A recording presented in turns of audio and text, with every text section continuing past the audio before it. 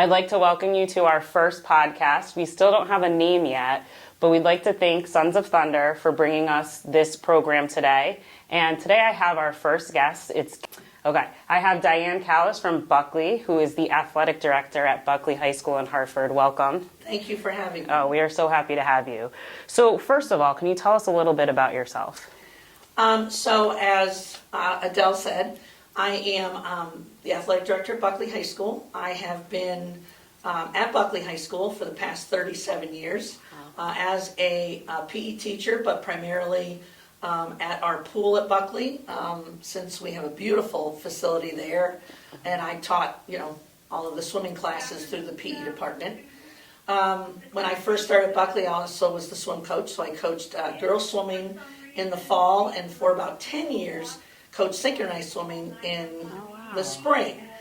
And about 21 years ago, there was a need for a new athletic director, and although transitioning from being a coach was difficult, leaving your student athletes, Yes. I felt the need for a change and the need, there were things that were missing that I really wanted to try to do as an athletic director. Mm-hmm. So I have been that for the past 21 years. 21 years. So now 21 years ago, would you say as a woman going into becoming an athletic director, do you think it was challenging as a woman to take on that role or to get that role? As an individually in my school, I think it's probably a little bit easier. Mm-hmm. Within the state of Connecticut, I think it's a little difficult. I don't think women see themselves in that role, maybe today, but 21 years ago. And it has changed slightly, mm-hmm. but out of all the athletic directors in the state, I still think we only represent about 10%. 10% in a state that has a large population of sports. Exactly. And I think about 180 high schools mm-hmm. That are members of the CIAC. Right. So we are making some headway. Yes. But we still have a long way to go. Yes, no, I understand. So now, how did you play sports in high school? Yes, I did. Okay. So I actually started swimming at a very young age. Mm-hmm. My parents, who neither one of them swam, felt it was important for us to learn how to swim. And I just gravitated toward it mm-hmm. and swam every summer mm-hmm. with a summer league team, and then went to Wethersfield High School. Okay. And at the time when I entered, there was not a girls' swim team, and there was a few of us that swam together in the summer that worked really hard. So our senior year was the first girls' swim team at the high school, and that was in 1974. Okay, so Title IX was not yet not there. Yet. Okay. In fact, the women weren't even part of the NCAA yet. And then I did want to continue, and I swam for 4 years at Southern Connecticut State University. Nice, awesome. So that's great. So you were able to really push forward as a woman to make sure that you had the opportunity to swim, because you weren't allowed to swim with the boys. No. So you basically didn't compete until senior year. Exactly. Wow. Okay. So now at Bulkeley, you guys have a lot of sports, and there's others. You said that there's 4 schools that feed into Bulkeley. Yes. So there are a number of magnet schools mm-hmm. That are Hartford public schools that do not have sports, and those students are allowed to go back to their sending schools for sports. Right. So, for example, at Pathways, if there's a student here from East Hartford, they would go back to East Hartford. Right. And the students that live in Hartford go back to where they live. So if they live close to Bulkeley, they go to attend Bulkeley. Sports at Bulkeley and Hartford Public and at Weaver. We have been blessed to have a number of students from Pathways join us, mm-hmm. And they've really added to our sports program. Which is really nice. So for those of you that don't know, Pathways doesn't have any sports. We only have a robotics team, but the students do know when they enter here that we don't have sports. It's not anything that we've ever really brought here at Pathways. We've done some club sports, but as far as competition, they go back to their school. So Great Path, Greater Hartford Arts Academy, and Pathways are the schools that feed into Bulkeley, and so our students compete on some of the various teams there. Yes. So let's talk about student athletes. How do students at your school and our school balance school and sports? It's tough because not only are some of our students balancing sports and academics, as they get to be juniors and seniors, sometimes they're balancing jobs. Right. And I think it's a conversation that I've had with students, but most often their coaches, on how to balance their daily schedule and how to make sure that they are going to their classes, getting help when they need, understanding that they're called a student athlete Right, because their first job is to be a student. Their right, second job is to be an athlete. right. So if they need to stay for extra help, Mm-hmm. they need to stay for extra help, and they Right. can get to practice late. Right, And also and the coaches do a good job is following up. Mm-hmm. And a lot of our coaches sometimes have weekly checks. good. They have access to our, grades are put into Power School. Our coaches have access to view those grades. Right. And to see which kids are doing okay and which ones are struggling and which ones may need more of a support system. Right, so they may have tutors or other options that right. they can have, which is nice.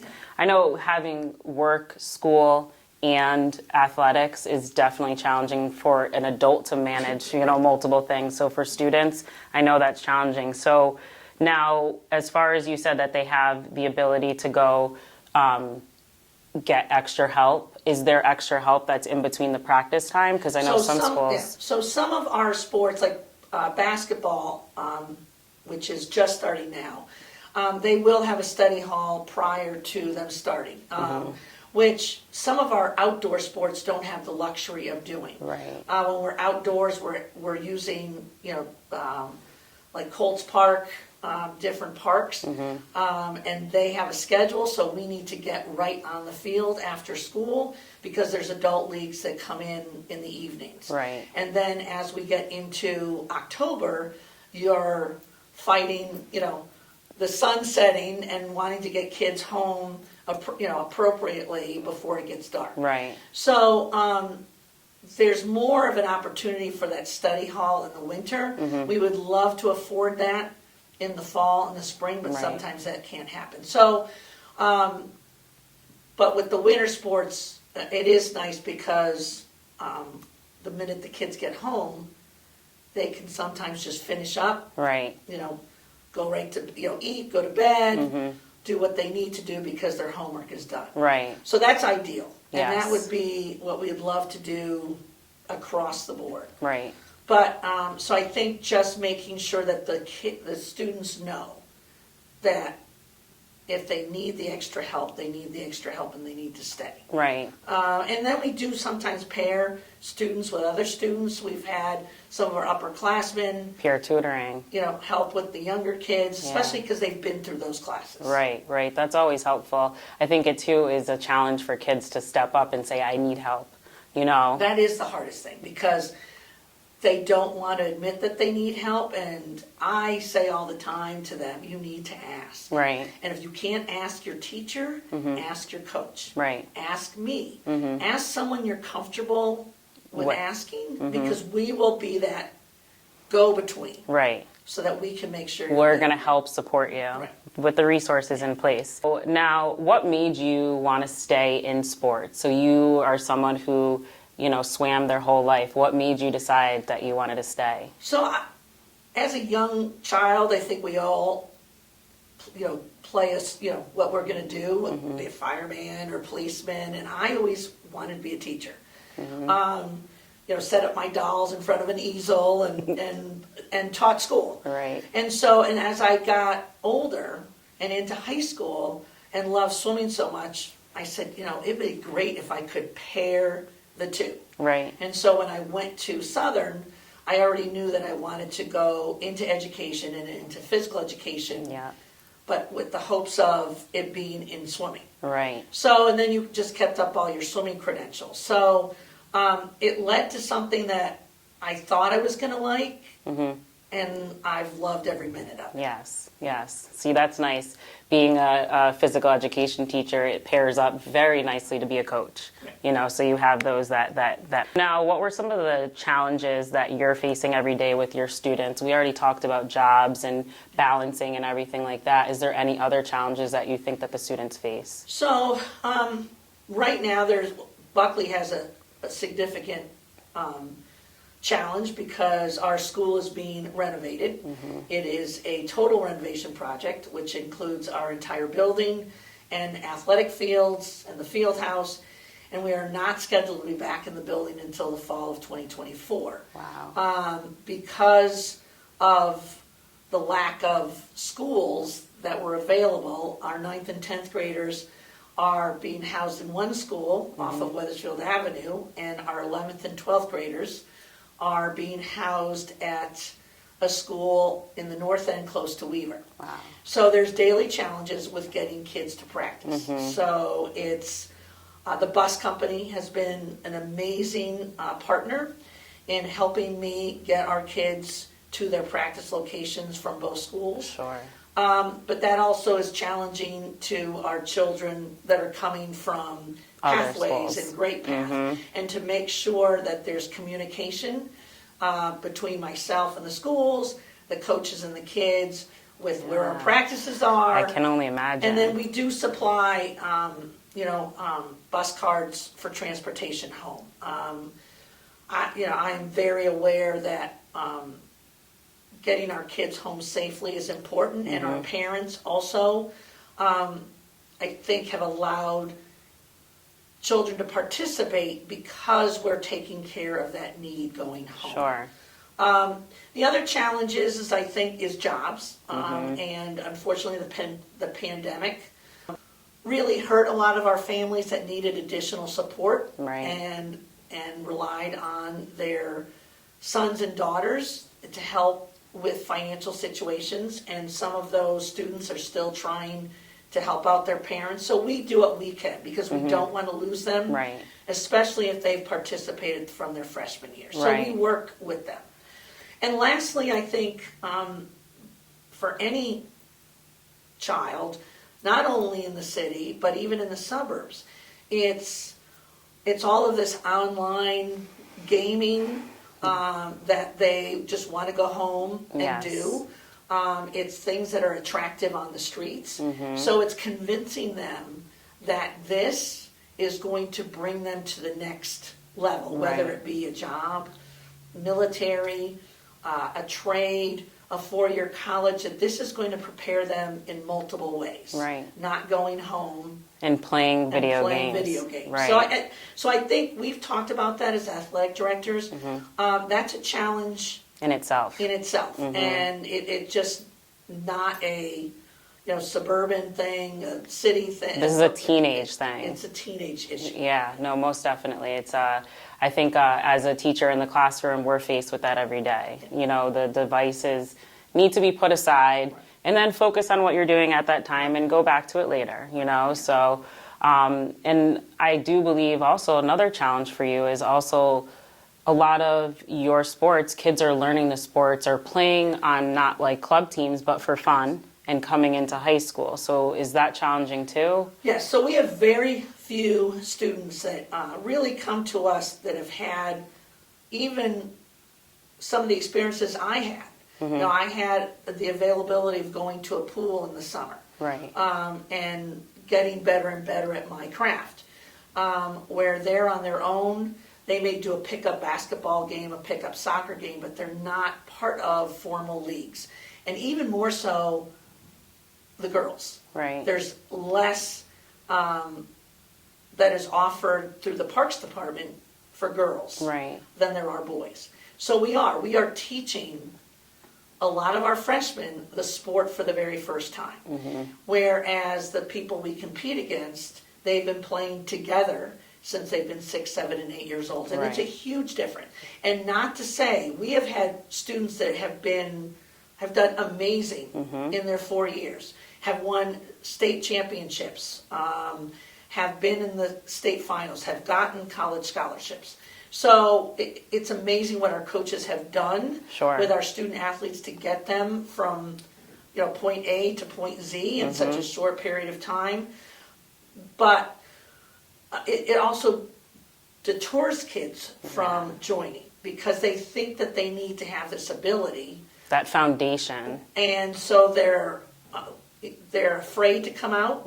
They're afraid to embarrass themselves because they don't know the skill. Sure. And so we try to explain to them when we do meet and have assemblies and different things that we have abilities from beginners to advance Right. on our teams. And as long as you want to be there, follow the team guidelines, work hard, we are willing to work with anybody. Right. We are never going to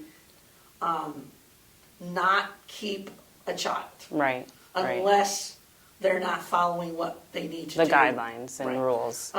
Because this may be their only opportunity to participate in sports. Right. Whereas in some suburban towns, if they don't make a team, they have other outlets. Right. In Hartford, this may be their only outlet. And so it was just a great experience for me. It was a great experience for our coaches. Yeah. It was a great experience for all the kids that have graduated and part of our sports program. So it's important to maintain that. Absolutely. So you said that you've had state championships. Yes. So that means that somebody, these coaches and the athletes, are able to be so strong as a participant that they're able to beat these teams that had that foundation for years. Exactly. Which just goes to show, imagine what it could be if they had those years of practice. Right. So that's something I think that Hartford maybe needs to start thinking about. So I know this year we have a new district athletic director, and she has worked really hard this year to implement more programs at the middle school. Yes. And we had a pretty successful fall with some cross-country teams. Oh, wow. Co-ed volleyball teams and co-ed soccer teams. We're doing basketball and some swimming at our middle schools in the winter, and we'll hope to continue it. And I think that we're just hoping that will grow, and once that grows, maybe then trickling down to the elementary schools. Right.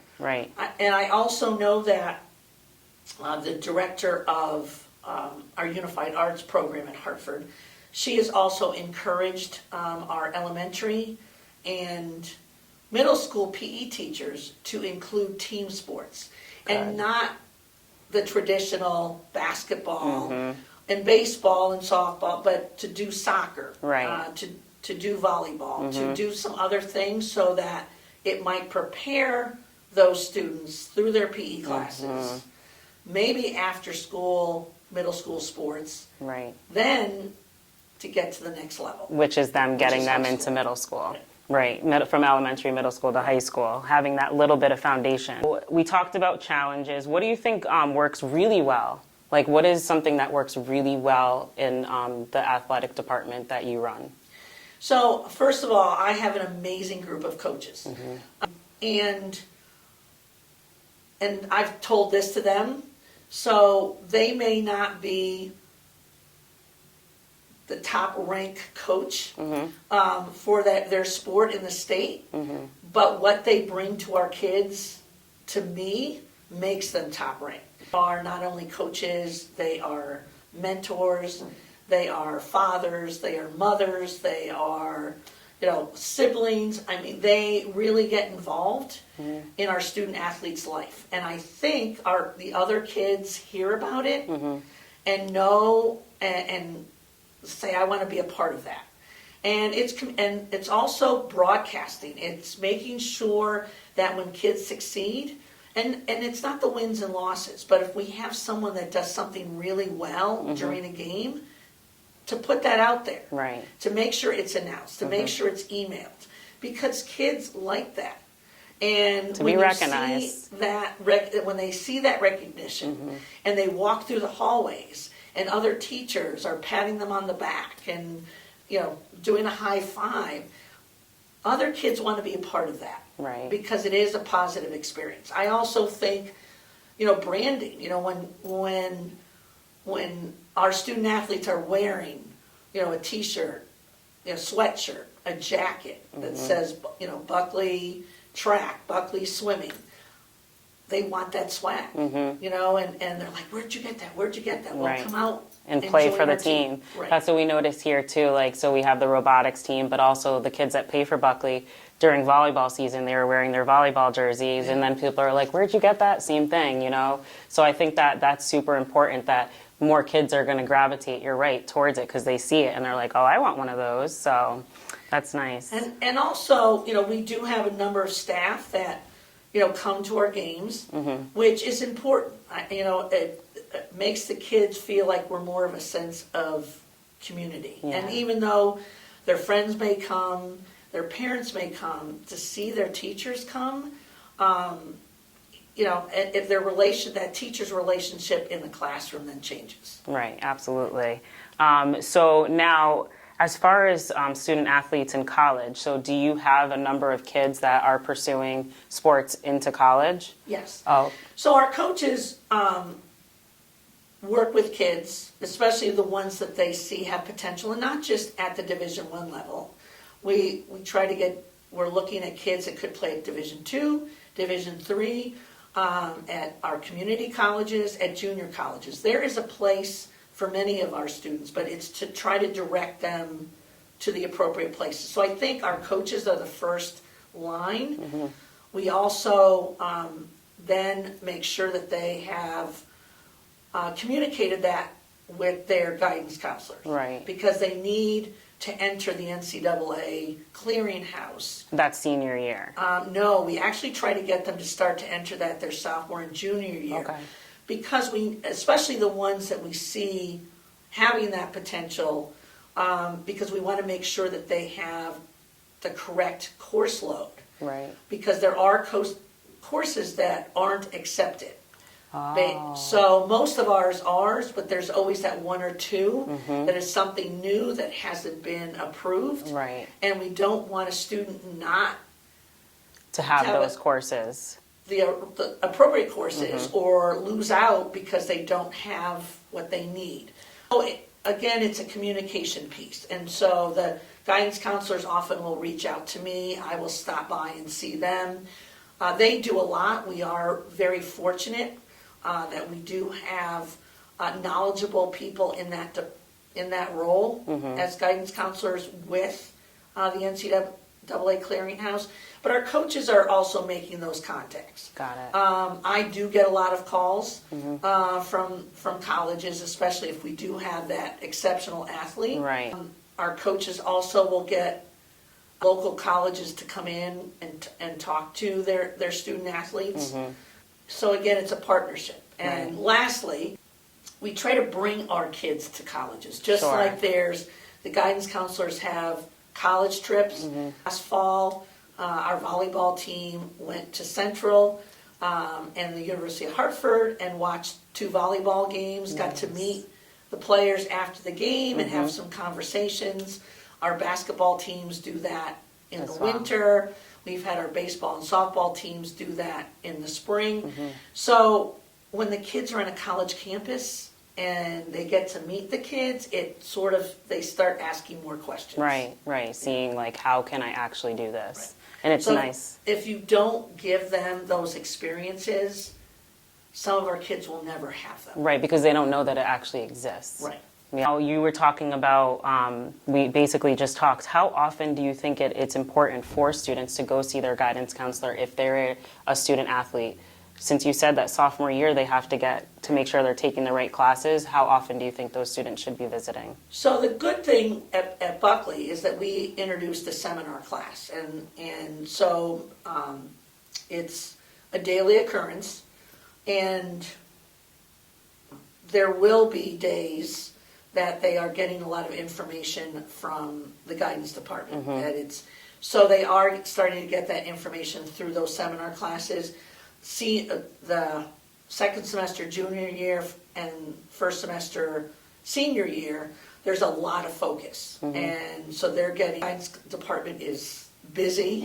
So a lot of times we'll tell the kids, email your guidance counselors. If you can't physically get there, send an email. Right. So, in their sophomore year, I don't think it's it's as important as their junior year. Their sophomore year, I think if they do it every so often, That's good. their junior year, they really need to start checking in if that's what their plan is. Right, right. So now just getting into the whole women aspect of it, do you feel that women's sports don't get the same attention as the male counterparts? Do you think that? So I think they're getting more, and we're blessed in Connecticut that we have UConn Women, which has brought a lot of notoriety to women's sports. I think our newspapers are doing a better job trying to highlight the girls' sports as much as the men, but I do think we're still behind. You still see far more football, and granted, there's no counterpart for women's. And boys basketball still will get a little bit more. Baseball is going to get more than softball. So but I don't feel it's it's this far apart. I think we're getting closer, but I don't think we're there yet at the same level playing field. And when you hear about things, with the NCAA tournament, that the men's team making the tournament had these luxurious locker rooms. And the workout facilities. Right, and the women's were subservient. They had literally, I think it was a couple weights, and then they had a whole gym for the boys. Right, and so that's where we're not there yet. And that shouldn't be, well, we'll just find a place for the woman. It should be, if I'm offering this to the men, I need to offer this for the women. And I think being a female athletic director and a former athlete, along with my other colleagues that are females, I think we're very sensitive to that. Very much and so. I think that I try to be very fair and consistent. And so if I publicize something, it's for all sports. It's not just because I don't want to overdo the women, because then it's not fair to the boys' sports and vice versa. Right. I don't want to concentrate on only those teams that are doing well, because the teams that are maybe 2-12 or 0-15, they're working just as hard. Absolutely. And so you need to be fair and consistent. And I think being a female, you understand that. But I also do want to make sure that the women are getting recognized. The girls are just as much. I remember when I first started, it was a girls' home basketball game. And someone came up to me and said, "Wow, you've got concessions? Going for the girls' basketball?" I said, "Yeah." I said, "If I have concessions for the boys' basketball game, I'm running concessions for the girls. What's the difference?" Right. "Well, we don't do it at our school." I said, "But we do it here." Right. And so those are the little things that you may not notice, but our girls are noticing. Right. Why are you doing that for the boys and you're not doing that for us? It's important to recognize those things. And it's the same importance, I feel, and we talked about that earlier, is those non-traditional sports. Those student athletes that are doing swimming, that are doing tennis, that are doing cross-country and indoor track, that kind of fly under the radar. Right.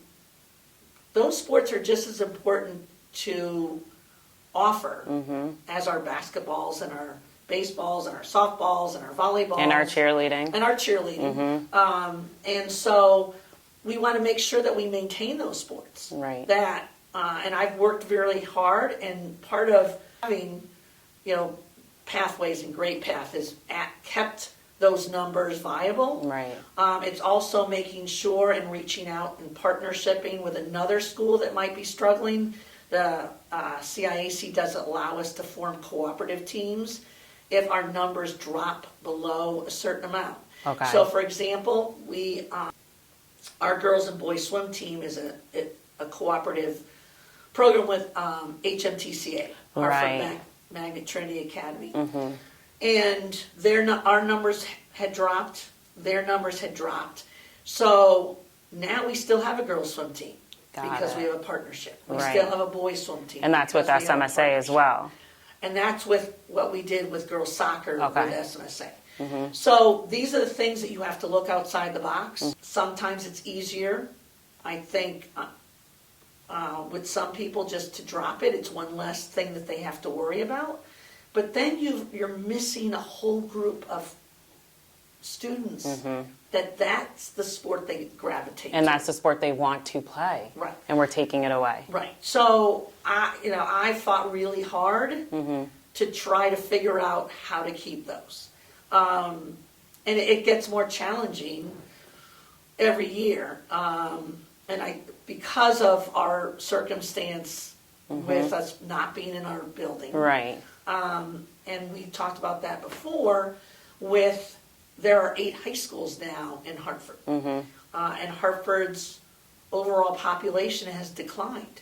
And so the numbers of athletes in our building Are not as...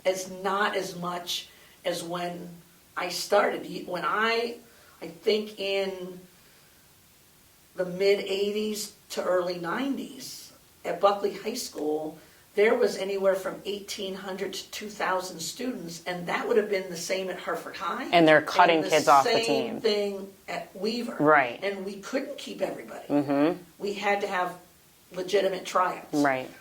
Now, my school, if we're at 600, we're at 600. That's half the amount. That's half the amount. Wow. So our goal is less because not every student in your building is an athlete. Right. Some gravitate toward the arts.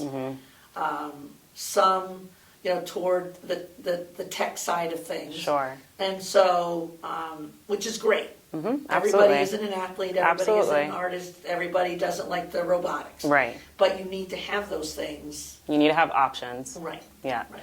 So now we're just going to wrap up. Is there anything that you would like to say for someone, because we really want to push how our conversation is issues related to high school students pursuing post-secondary, plans. So is there anything that you would like to tell those athletes what they would need to do in order to pursue that after high school? So I think it's important for any student athlete to start thinking about their future, which is hard as a 9th grader. Sure. But to join things, be a part of something. I think it rounds out your high school education. It makes it more fun. You get to travel, you get to meet different people that may be outside of your circle of friends. Right. And it gives you more self-confidence to maybe make those decisions. And start asking questions. Start asking, what do I need to do? I really want to maybe pursue this. Is this something for me? Right. I think a lot of times our kids wait too late, and we have no idea that they're so passionate about that. But we try not to miss those things. So, ask early, find out what you need to do, and make sure that you're staying on that path. Right. And if you slip, it's okay to say I need help. And I think a lot of times, when I was that age, you were that age. Oh, I was that age, No absolutely. one wants to say they need help. No one wants to say I'm lost. Or I made a need mistake. Directions, or Right. I made a mistake. So I think we need to keep reiterating that. I think there is a place for many of our student athletes to play at the next level. Right. If they find what that next level is. Right. But they need to ask, and I think we're all not the next, Michael Jordan. Right. Or Paige Buckner. Right. But we can have a successful athletic career somewhere else. Sure. We have some boys right now that are playing, soccer at St. Joseph's. Nice. They probably would not be playing at UConn or at Eastern or somewhere else, but they're being successful there. Right. We have 2 girls that are swimming at Eastern Connecticut State University, Nice. where they wouldn't have made the UConn team. Right. They may not have made the Central or the Southern, Right. but they're being successful. Right. So, and I think a lot of that has to be asked by them, but also asked by me, Right. and asked by the coaches. We also can't assume that our kids know everything. Right. So we have to give those options to them and be their support system Right. in order Exactly. for them to make that next choice. Right. So thank you so much, Diane, for coming in. I hope this answered some questions for people, and we do have more people coming up in our future podcasts, so we look forward to seeing you there. Thank you. Thank you. Thank you.